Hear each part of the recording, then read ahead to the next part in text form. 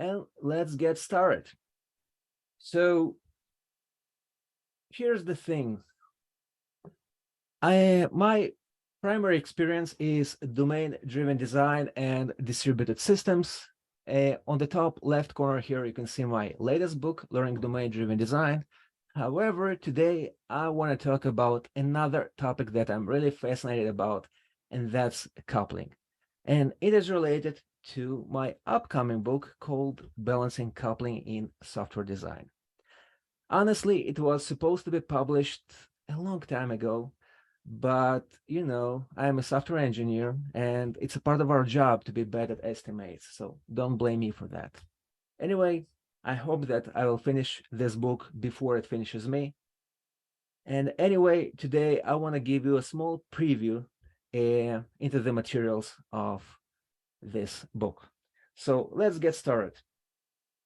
And the thing is, usually in almost all of my talks, there is one quote that I always mention. It's a quote by Ruth Malan. And in this presentation, I say, hey, why should we wait till the middle of the presentation or the end? I'll put it right there on the first slide. So here it is. Ruth Malan says, system design is inherently about boundaries. What's in, what's out, what spans, what moves between, and about trade-offs. It reshapes what is outside just as it shapes what is inside. And I wanted this quote on the first slide because it outlines the overall topic of this presentation, system design, but more specifically, the relationships that span across the boundaries, relationships that involve the thing that we fear the most, and that's coupling. And we've been always told that coupling is bad. Coupling slows us down. It cripples our systems. And when working on a code base that doesn't cooperate with us, a code base that resists any changes we want to make, of course, we blame it on coupling. We blame it for making everything entangled and impossible to change. As a result, not surprisingly, what we want to do about it? Of course, we want to try and decouple everything. We want to break everything apart into those tiny, tiny services or classes or serverless functions or whatever. The motivation is always the same. If we're able to break our bigger system apart into those tiny little boxes, we'll be able to change them independently. However, what results are we getting by following this somewhat simple reasoning? Well, in many cases, we go from coupled piles of code to distributed piles of code. And that's not surprising because, as Matthias says here, going for as small as possible is almost universally a bad advice in software design. Or as Nicktoon puts it, there are many useful and revealing heuristics for defining the boundaries of a service. Size is one of the least useful. And yet, we keep on doing that. So I know it may sound controversial, but instead of fighting coupling, in this talk, I want to show you a different way of thinking about it. And I will even try to convince you that you can use coupling as a tool for designing modular systems. So this is our agenda for the next 40-ish minutes or so. We are going to explore the nature of that scary beast that we call coupling. You'll see what coupling is exactly. We're going to analyze how coupling manifests itself in different dimensions, and ultimately, how you can use that knowledge to design modular systems. So let's start from the beginning. What is coupling? And if we go to the lexical origins of this word, it will take us all the way back to Latin, where it was composed of two words, co and apere, meaning coopere, fasten together. So in other words, if two things are coupled, it means that they are connected. And that makes coupling a ubiquitous phenomenon. It is everywhere. The clicker I am using here, it is coupled to my computer. Organs in our bodies are coupled to form us, living organisms producing code, or in my case, at this moment, a living organism producing insane amounts of stress hormones. Anyway, cars computers, cities, organisms, companies, for that matter, any kind of system is held together by coupling. You cannot build a system if all of its components are disconnected, totally decoupled, and independent. Simply grouping some components together, it doesn't provide any additional value.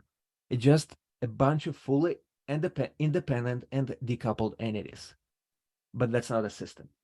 For a system, we need these relationships, these connections between the components. And coupling makes that overarching system greater than the sum of its parts. Coupling is needed to increase the value of the overarching system. Therefore, trying to completely decouple everything, it makes no sense. And that's because coupling is an inherent part of system design. We cannot build a system without connecting the components of that system. So again, instead of trying to eliminate coupling, it's more reasonable to try to evaluate those inner component relationships that we have in a system and see if they're working for us or against us. For example, let's say we have two components here. The downstream component references and thus depends on the upstream component. That arrow between them, that relationship, it defines how these components are integrated. It defines how a change in the upstream component is likely to break the integration and require cascading changes in other parts of the system. As Michael Nygaard says, coupling defines the components' degrees of freedom, how freely the components are able to change without affecting the other parts of their system. So, in other words, coupling defines what changes can we make in the upstream there without being afraid to break the integrations with other components. Now, the interfaces that are used for integration, they have to enable some movements or changes, but they also have to prohibit other changes or movements. Now, this may sound limiting, but actually, we don't want unlimited degrees of freedom. That would render any system overly complex and simply unusable. As they say, the more reusable something is, the less useful it is. So another example, going back to that clicker I'm using here, I don't want it to be coupled to my phone, my car, or this chair I'm sitting on. That makes no sense, right? Unlimited degrees of freedom is chaos. That's not something that we want to design in our systems. Instead, we want to make some integrations and changes safe while restraining those that we are not interested in. We want to allow the allowed degrees of freedom with our needs and expectations of future changes in the system that we are designing. And that makes coupling a first-class design decision. So going back to Ruth Malan's quote, we want to design what spans and what moves between the boundaries in a way that enables only the changes and movements that we actually need. And to do that, we have to understand the dynamics of coupling, how it works, and how it manifests itself. And the thing is, coupling is not some unidimensional phenomenon like it's usually being presented, like coupling is bad and you have to eliminate it. No, it's more complicated. It affects system design in multiple dimensions, in the dimensions of space, time, and the combination of these two, the gravitational force, if you will, gravitational force that brings the connected components together. So let's go over these dimensions, the three of them. Now, I have to warn you, strength is going to be the heavy one. That's where we are going to spend the most of our time. So the effect of strength is probably the most obvious. It reflects that force that pulls components together. It defines what is the impact of a change in one place in the system is going to be on other components of the same system. The higher the strength, the more cascading changes will follow. And as our industry evolved, a number of models were introduced to evaluate strength of coupling. namely coupling in the structured design methodology and a model called connaissance. Now, I want to go briefly over the levels of these models. However, I want to warn you, there is no need to memorize all these details. Try to focus on what each level tries to communicate about the design in terms of how complicated or complex the integration interface is, how implicit or explicit it is, and the differences between the levels. Again, no need to memorize this. When we get to the part where you need to start memorizing things, I'll tell you. So, structure design. This methodology was introduced back in the late 60s.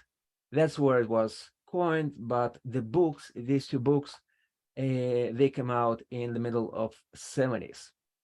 So you are not going to find these books on Kindle, but it's fascinating that over 50 years later, today we're still struggling with almost the same software design issues as the issues that were described back then in these books. So to evaluate coupling, structure design proposed the following 6 levels of interconnectedness: content, common, external, control, stamp, and data coupling. This terminology sounds somewhat unintuitive today, and that's not surprising because it is based on keywords from languages such as COBOL and Fortran. Luckily, we're not using them today. So let's see what they mean. The first and the strongest level is content coupling. The idea here is simple. A module uses private interfaces, or in other words, implementation details, in order to communicate with another module.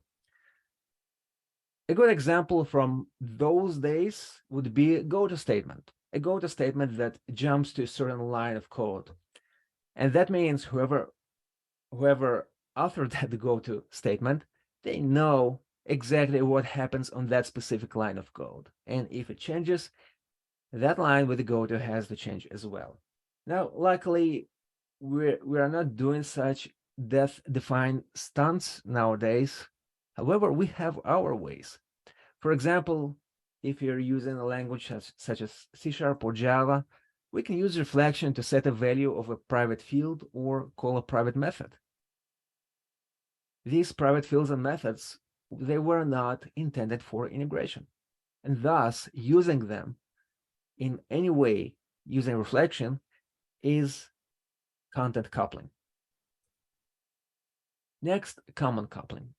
And two modules are common coupled when they communicate through a globally accessible memory space. This shared memory space is an unstructured global byte. And both modules, they have to duplicate that knowledge of how the data is structured in that shared memory, and there is no formal integration protocol, which makes such integration interface quite implicit. Now, nowadays, probably we're not going to do that kind of thing. However, let's say that we have two modules that are integrated by updating a file stored on S3. So the structure, the knowledge of how that file is structured is duplicated in both modules, and there is no enforcement for that integration protocol.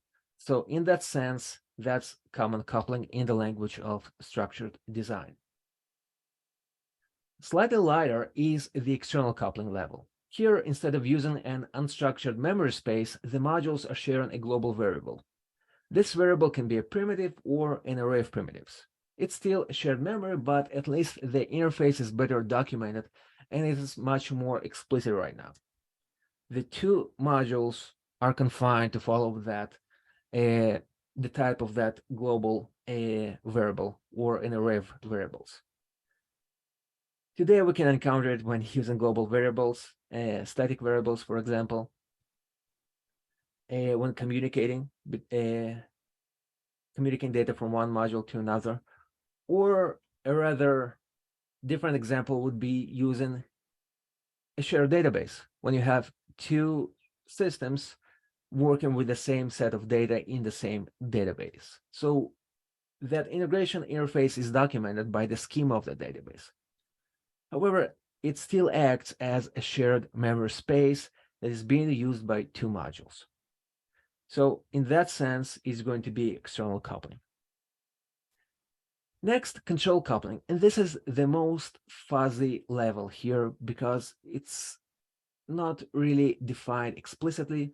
The idea here is that control coupling happens when one module dictates to another one how to do its job.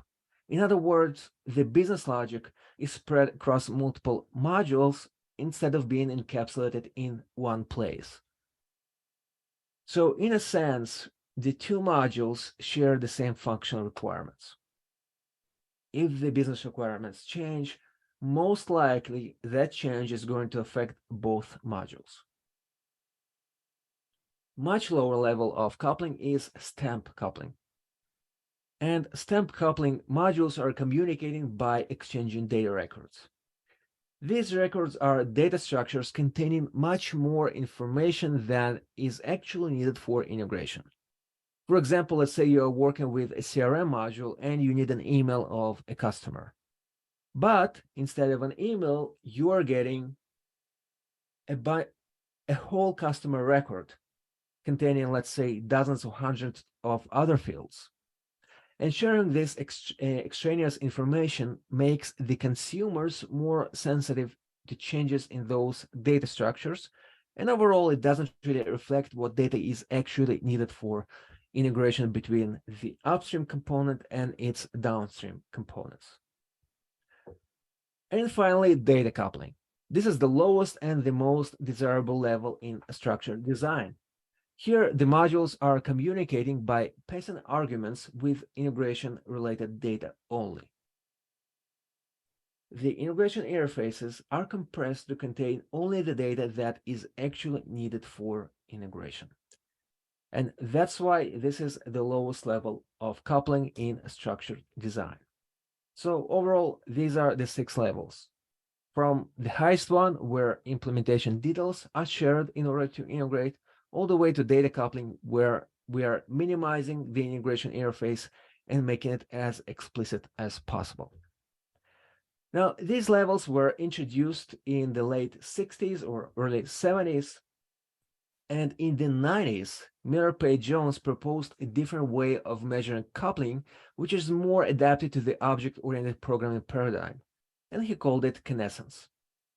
This word connaissance also comes from Latin, and it means having been born together. According to Miller, components are defined as born together or connaissant if a change in one component requires a change in another component, or if you can postulate a reasonable change that would require both components to change simultaneously. Compared to structured design, here we have a bit more levels of coupling, and they're categorized into 2 types, static and dynamic. Let's start with static connaissance.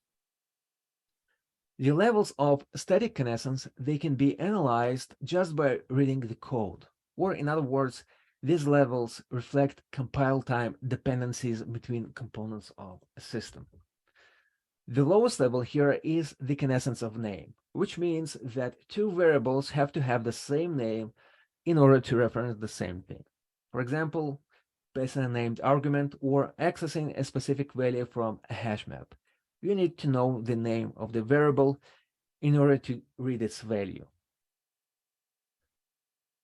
A very related level of connaissance is connaissance of type or of class.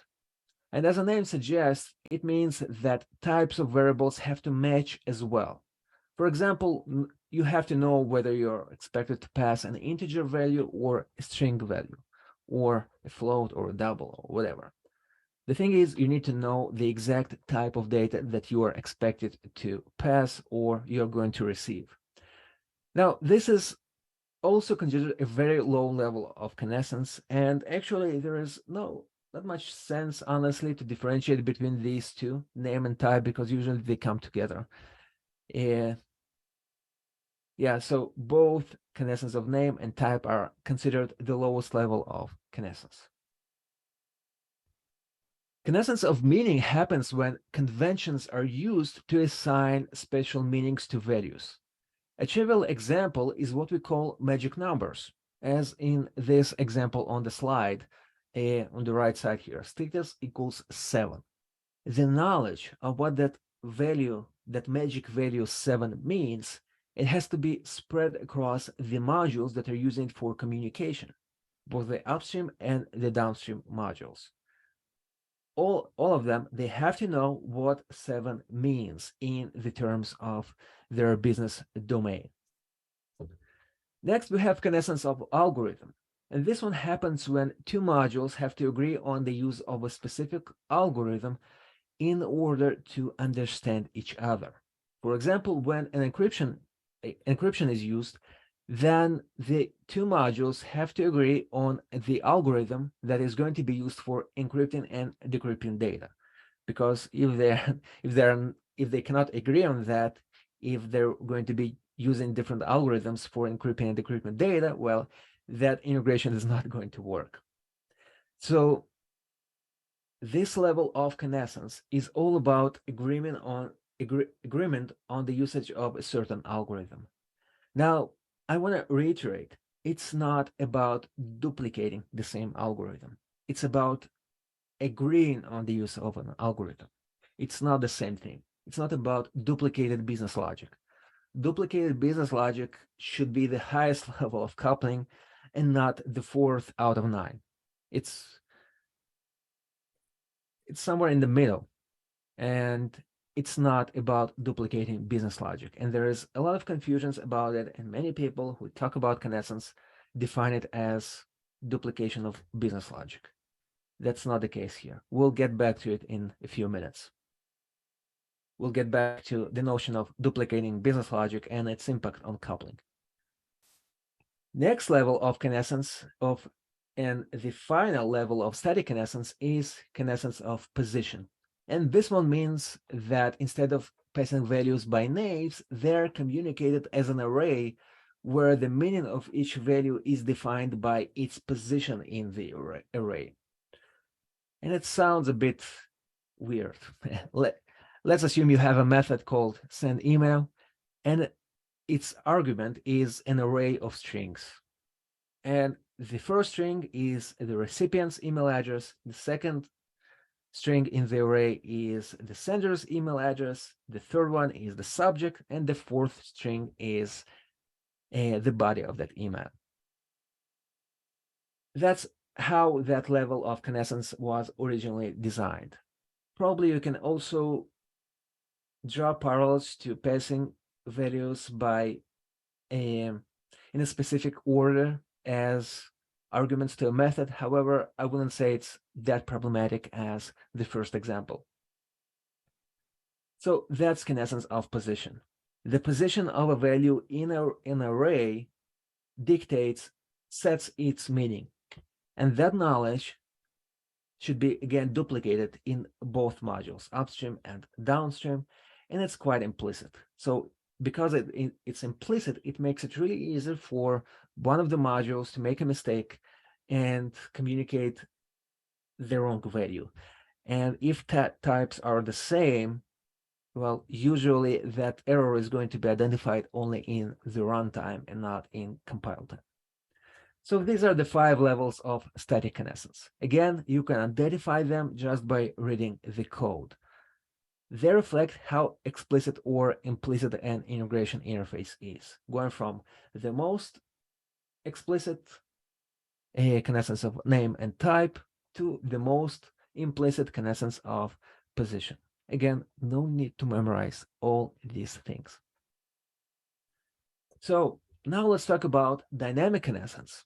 And by definition, dynamic connaissance represents higher level of coupling than static connaissance.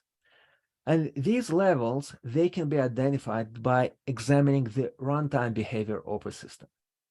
In other words, if static connaissance reflected compile time dependencies, dynamic connaissance talks about runtime dependencies.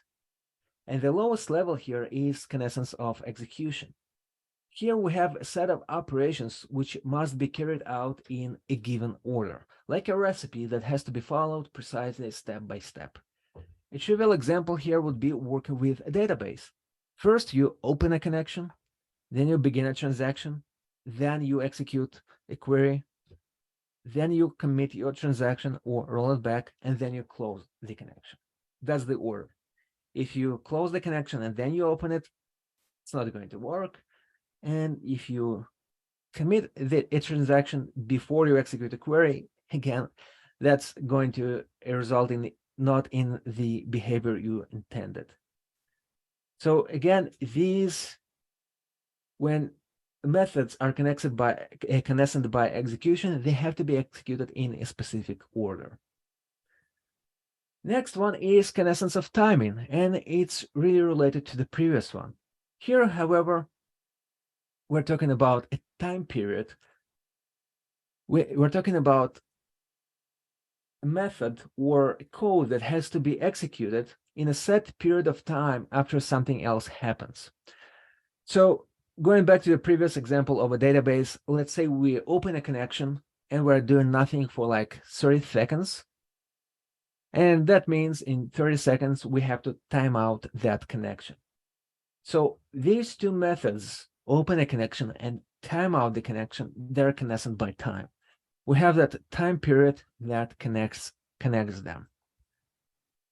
So that's a connaissance of timing. Originally, this level was defined more in the context of physical systems, like turning off an X-ray machine in a set period of time after it was turned on. However, we have our parallels in software world. Again, poster boy example is working with a database.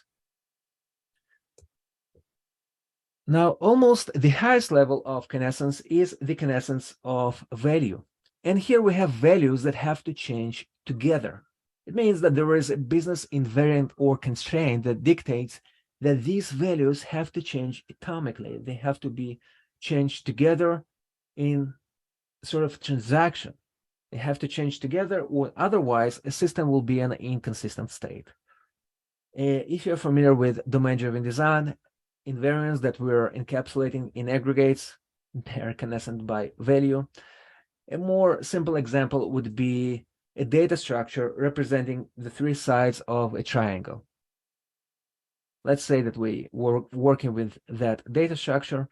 I want to modify one of the sides, one of the edges of a triangle. In order for that triangle to be mathematically correct, we also have to adjust the other two edges. The three of them have to change together. And that makes this data structure connaissant by value. These fields that are encapsulated by that data structure, they're connaissant by value. And finally, the highest level of the connaissance is connaissance of identity. Here we have two objects that must reference the same instance of another object in order to function properly. A trivial example here would be two modules managing the same set of data. The database that stores that data, it has to be used by the two modules, because if not, if each module is going to have its own separate database, well, unless they synchronize their changes somehow, the system will be in an inconsistent state. So again, these two modules have to work with the same storage for that data, and that makes them connaissant by identity. So these are the four levels of dynamic connaissance. The lowest one is execution, in which operations have to be executed in a specific order, and the highest one is the connaissance of identity, in which a third object or a memory space is shared between multiple modules. Now, it may seem that we can find some parallels between the structure, design, coupling, and connaissance, but these two models, they're actually a bit different. And both are quite challenging to be used in our day-to-day because they're based on terminology that's not intuitive today. And also, both these models have blind spots. For example, connaissance provides more information than structured design. However, structured design does cover some aspects that are not covered by connaissance. For example, let's say I'm using reflection to read the value of a private field. According to structured design, I am on the highest level, content coupling, right? Because I'm using private interfaces, something that was not intended for integration. What about connaissance? Where does that put me on the connaissance scale using reflection? Well, to read the value of private field with connaissance, all I need to know is the type and the name of that variable. So one model says my code is terrible. The other model says, well, you're on the lowest level of connaissance. Everything is awesome. Go figure. So it's problematic. And since structured design was formulated in the late 60s, connaissance in the late 90s, this cadence of 30 years makes now a pretty good time to start thinking about a new model for evaluating strength of coupling. Now, I promise to tell you when it's time to memorize things, so now is the time. So this is the model that I'm going to describe in the book, in the coupling book. It's called integration strength. It's a model that I've been using for quite some time now, and I find it much more practical and useful, and I want to share it with you right now. Basically, it's a remix of structured design's approach and connaissance with a focus on the different levels of knowledge that are being shared across components' boundaries. It consists of only 4 basic levels: intrusive, functional, model, and contract coupling. As the name suggests, intrusive coupling is the highest level, and it's synonymous with structured design's content coupling. Modules are integrated through private interfaces, and thus they're introducing dependencies on implementation details. Needless to say that such integration method is fragile and implicit, and when we're integrating in this way, we have to assume that all knowledge about the upstream components implementation details are shared across the boundaries, meaning any change to those implementation details is likely to break the integration. Next is functional coupling, and this one means that the connected components are implementing closely related business functionality. Its practical implication is that the same business requirements are going to trigger simultaneous changes in both components. An extreme example of functional coupling would be 2 modules implementing exactly the same business logic. When the requirements for that business logic is going to change, both components will have to change together. And to make matters even a bit more implicit, functionally coupled modules don't have to be connected physically. We can duplicate business logic in completely independent components of a system, and yet they will still have to change together. So this relationship is quite implicit as well. Now, duplicating business logic is an extreme example, but let's say you take a domain-driven designs aggregate, split it into 2 aggregates. What you are getting is 2 objects implementing closely related business functionality, and as a result, they are functionally coupled. A lower level of integration strength is model coupling, meaning that the components are based on the same model of the business domain. This level is somewhat similar to the structured design's stamp coupling. Having to change that model in multiple places, it makes it more difficult to improve and evolve this model over time. Now, the previous level, it was more about the behavior of a system. This one is more about the data structures, data models that are being used by the 2 components. They're sharing that knowledge of how the data is structured. When these structures will have to change, these changes have to be coordinated across multiple components. And finally, the lowest level of integration strength is contract coupling. Here, the components are integrated through an explicit integration-specific model that is decoupled from their implementation model, meaning that the implementation model can evolve independently of the integration contract. And if you're familiar with domain-driven design, open host service, anti-corruption layer, published language, all these patterns are about a contract coupling, introducing a contract to decouple yourself from the model that is being used by the upstream component. So these are the 4 levels of integration strength model. They reflect the amount of knowledge that is shared across the component's boundaries and how implicit or explicit the integration interfaces are. Intrusive coupling shares the most knowledge about how the upstream module is implemented. Functional knowledge reduces the knowledge from how to what. It shares what is being implemented instead of the implementation details. Model coupling reduces the knowledge to the model of the business domain that is being used by the coupled modules.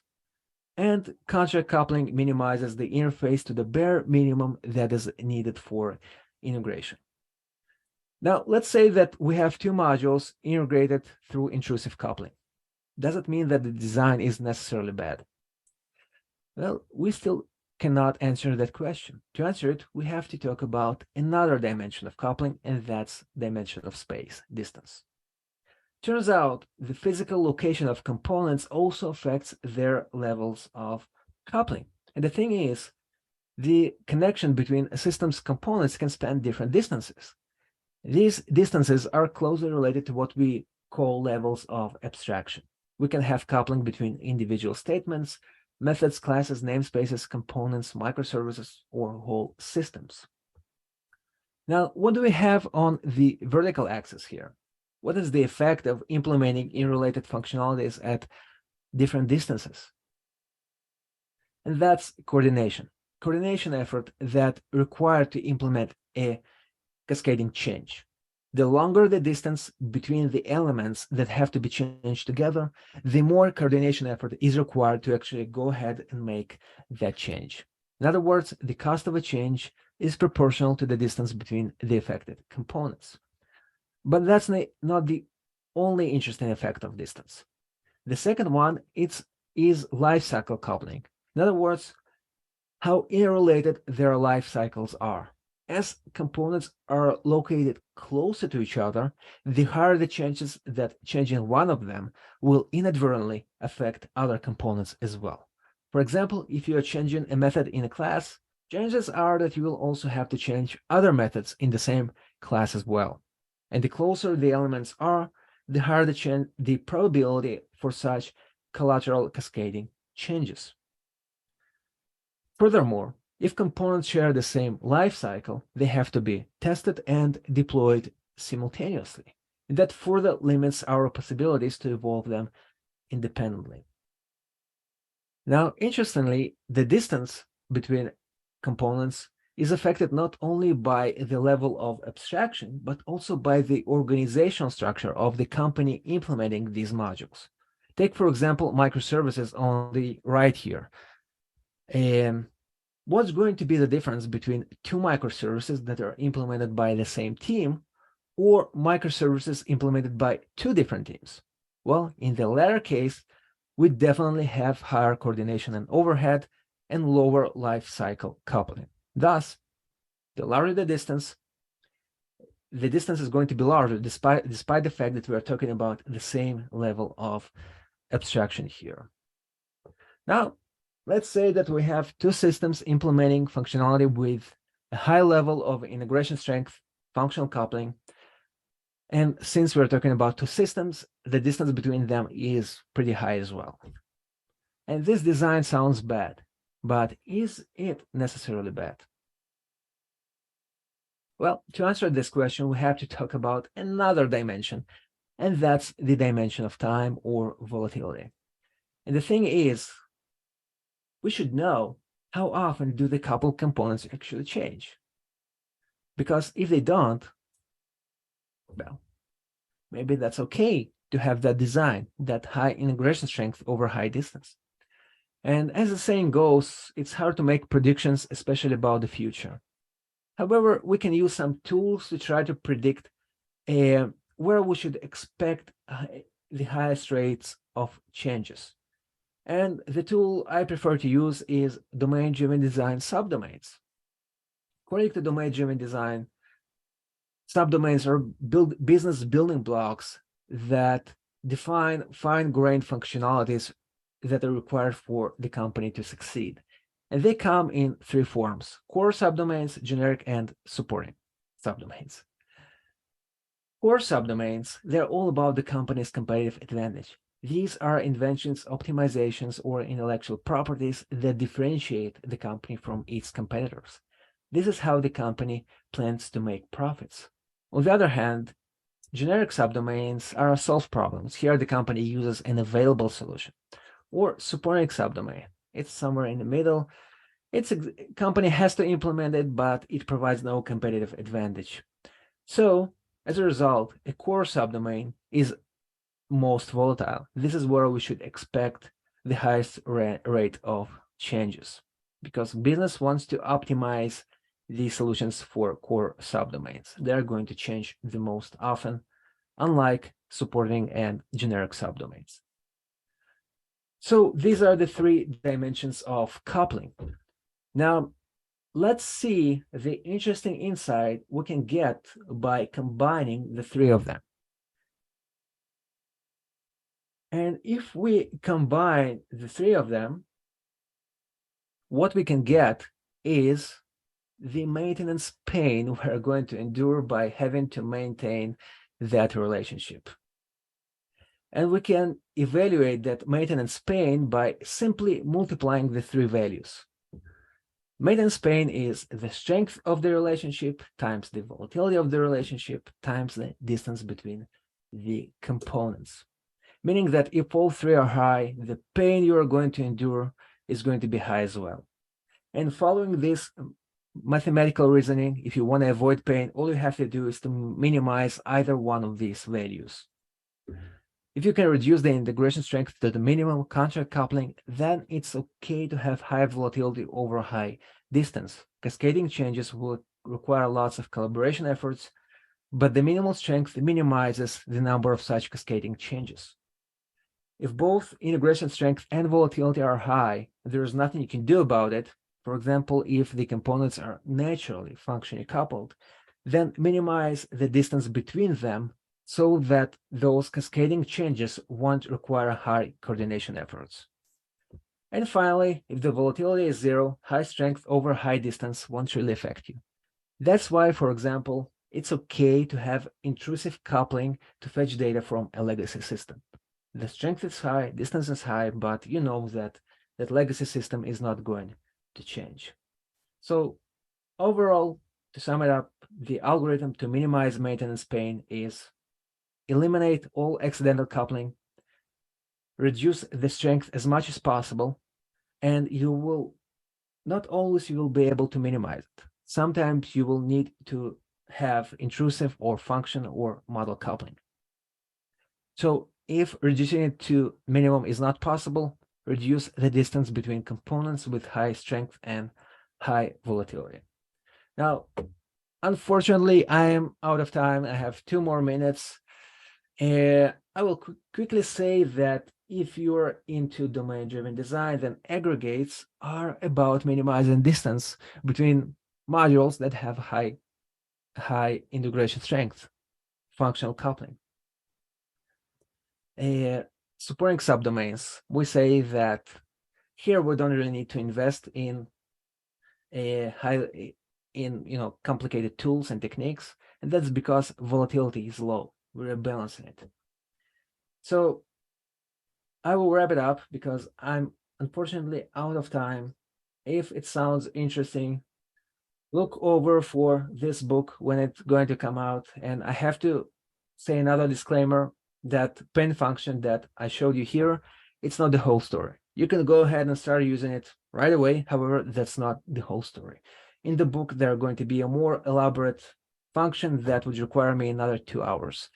And unfortunately, I don't have that time. So with that, I want to say thank you. And let's see if we have questions. Thank you very much, Vlad. So we had a lot of questions, but as you mentioned, we're a bit of time. So I'll actually compile several questions into one, and that is, are there any metrics for measuring integration strength or coupling? Do you have any metrics for that? Metrics are problematic. Metrics are problematic. In the book, I'm going to talk about it extensively. To answer it in a more useful way, let's say that we have those methods for evaluating metrics for evaluating coupling and cohesion that focus on counting the number of shared variables. That number is meaningless because if you have, let's say, 10 variables that represent an integration contract, that's in no way a higher level of coupling than only a single variable, however, being communicated through reflection or in other words, intrusive coupling. So putting it into numbers is tricky.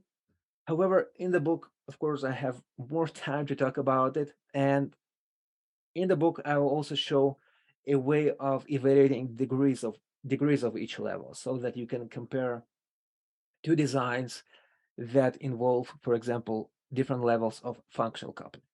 They're going to be another dimension of each level of integration strength. I know that doesn't really answer the question, but again, I'm working hard on the book. I hope it will be finished soon.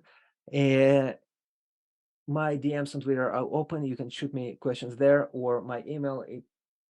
I revealed it somewhere here on one of the slides already. With that, I have to say thank you for having me. It's a pleasure and an honor.